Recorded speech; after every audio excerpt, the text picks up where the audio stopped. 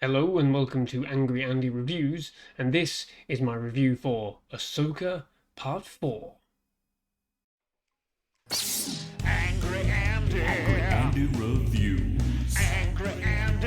Angry Andy. Angry Andy Reviews. Angry Andy. Angry Andy Reviews. Angry Andy. Angry Andy Reviews. Angry Andy. Angry Andy Reviews. Don't make me destroy you. Okay, so apologies for getting this video out a little bit later than normal. As such, there will be limited edits of scenes from the episode in this review, so I'm just going to get straight to it and get it done.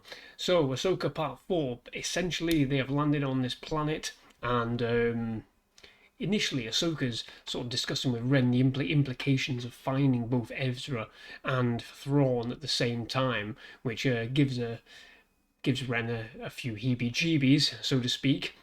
And just as quickly as that gets started, the episode springs into immediate action with Balin's little pirate groupie people attacking the ship and being just as quickly dispatched by both Ahsoka and Ren themselves. They start making their way through the woods like they're chasing Urukai, and and immediately they are cornered by Marok and Shin Hati. There we go. We get an immediate sort of lightsaber battle, a bit of a conflict. Just as Balin and Morgan Elsbeth are, sorting out the coordinates that will take them to find Thrawn in this other galaxy. During the ensuing battle, both Ahsoka and Ren fight separately. Just before that, they were told rather sort of pointedly by their lovely droid, whose name has just suddenly escaped me. Never mind. Who basically tells them to stick together no matter what. There we go. We can see what's going to happen here, can't we? So they do get separated during this little skirmish. Ren is fighting Shin Hati, and she's doing quite well for herself. And Ahsoka is fighting Marok, who is and I absolutely love it because there's been loads and loads and loads of rumors about who Marok is. This dual wielding lightsaber inquisitor, and Ahsoka just cuts straight through him, and this green gas, this green smoke. Quite clearly, if you've seen Rebels or Clone Wars, whatever, that you will know that the green smoke represents some kind of witchcrafty behavior from the Night Sister. So Marok is dispatched, smoke leaves his body, and he is dead. So all your theories go up in smoke. Quite literally. Well done. Shin Hati sees this, and just as she is fighting with Ren gets knocked to the floor. She tries to force push her away, and it does nothing. And Shin Hati basically says, "There, you have no power." Before herself making away, getting away from the situation to get back to Balin's skull. They are literally rushing to where Balin is waiting for the coordinates to be set. Morgan Elsbeth fucks off. She goes back up to the big circle Eye of Sion starship, and Ahsoka arrives at the little shrine and attempts to stop the coordinates being completed. She engages Balin's skull, and they have a decent bit of a lightsaber battle. It's quite interesting. There's two different styles of play. Ahsoka is very fluid, very sort of samurai-esque, and Balin comes much more across as like the way I saw it is more like a Crusader Knight. He's heavy hitting. His impacts are designed to make his opponents stumble and fall and break their guard as quickly as possible. His movements are indeed very fluid as well. And there's a nice sort of counterpoint. It's pure strength from Balin. But if we're thinking in terms of other lightsaber wields that relied on pure strength, you're thinking about Vader. But this is not rage filled. It is very fluid for Balin as well. Very fluid, very pointed, very stoic. There's something very honourable about his stances, the way he conducts himself through the fight. He doesn't really get enraged by anything that Ahsoka throws at him. So there's none of that anger there. There's none of that rage which Vader had. which is quite interesting for me looking at sort of like the character dynamics there. But eventually, Ahsoka is completely overpowered by Balin. She does knock the, I think she knocks the sort of coordinates, the sphere thing, the sphere of a MacGuffin, and eventually, she is put to the point where she is hanging on the edge of a cliff, essentially. Ren arrives to try and, save Ahsoka, and Ahsoka essentially tells her to, destroy the to destroy the sphere. Ahsoka is kicked off the cliff, and what's his name, Balin.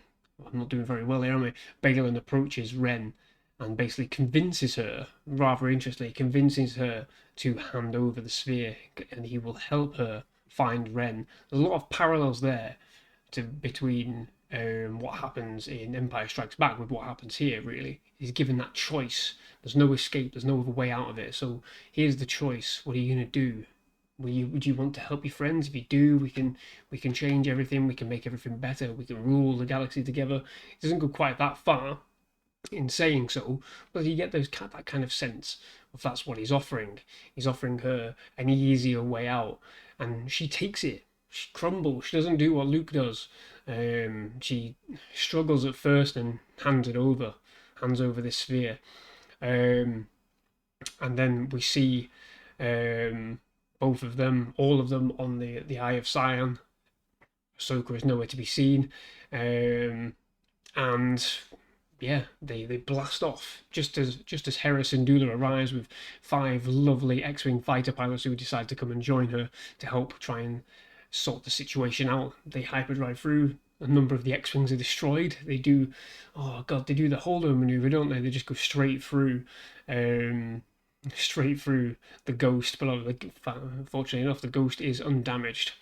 At the end of the episode, we see Ahsoka wake up, and she's not where we last saw her. She is in the world between worlds. This interesting space between spaces that we were first introduced to in Rebels. And when she's there, she hears a voice that she recognizes, turns around, and it is Anakin Skywalker stood right before her. I wonder where that's going to go.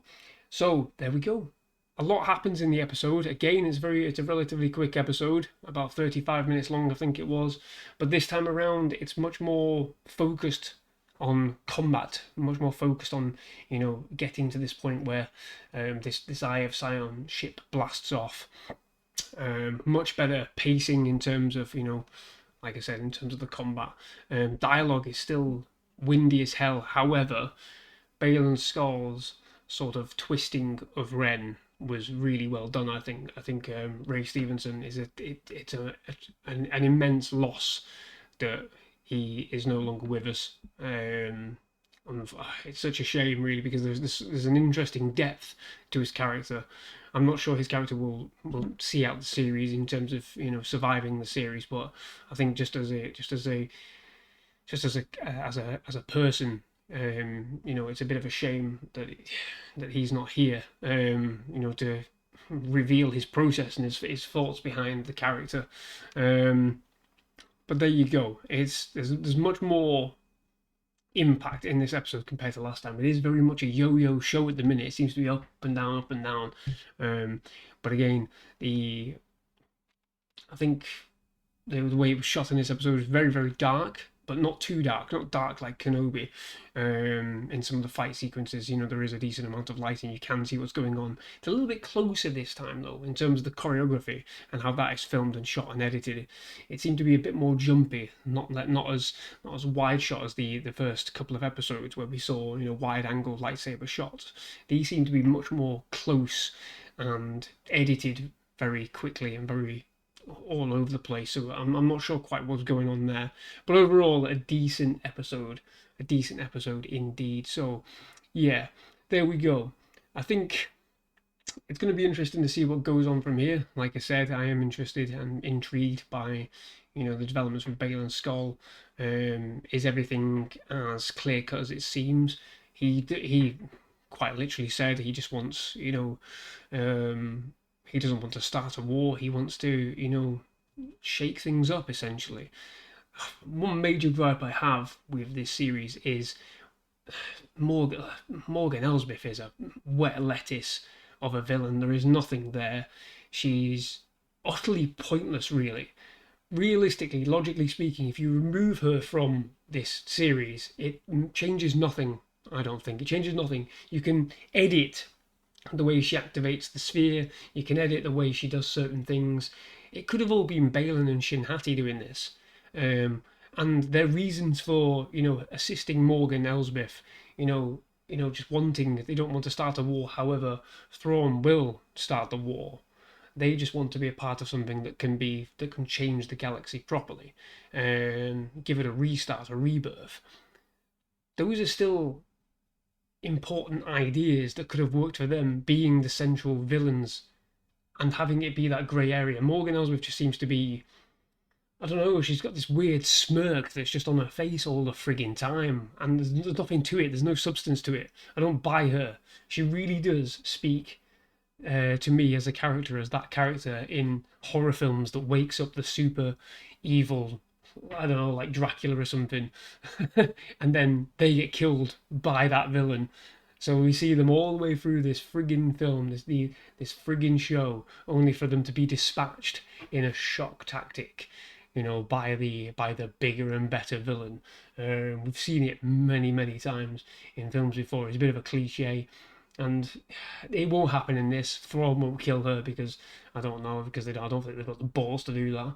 But she just speaks to me as that kind of character. It's just a boring, pointless, smirky villain that's offering literally nothing. It would have been more interesting to see this grey area of Balin Skoll and Shin Hati doing this kind of stuff to bring about the return of Thrawn without having anybody else in there. They are essentially henchmen, but they're more interesting as characters than the fucking main villain is so far. So, yeah, that's my gripe over with. But there you go. So, what I'm going to do, I'm going to end this review right here. Somebody's just trying to come through the door. Perfect timing. So, yeah, I'm going to end the review there, and we'll see what happens in the next few episodes. Thank you very much for watching. Bye bye.